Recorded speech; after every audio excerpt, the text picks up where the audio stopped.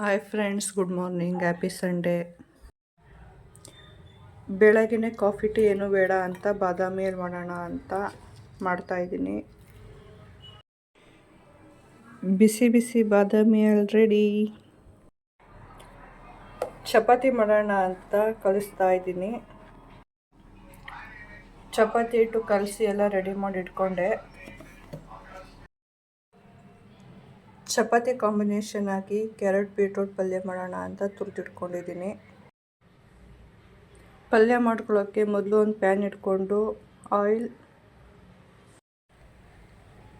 ಕರಿಬೇವು, ಈರುಳ್ಳಿ, ಟೊಮೊಟೊ, ಮೆಣಸಿನ್ಕಾಯಿ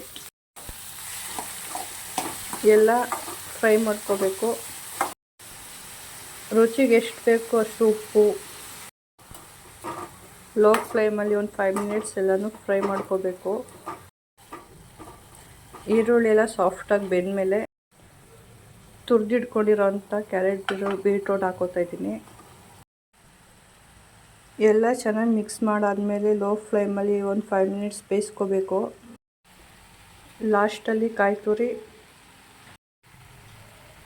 ಕೊತ್ತಂಬರಿ ಸೊಪ್ಪು ಹಾಕಿ ಮಿಕ್ಸ್ ಮಾಡಿದರೆ ಪಲ್ಯ ರೆಡಿ.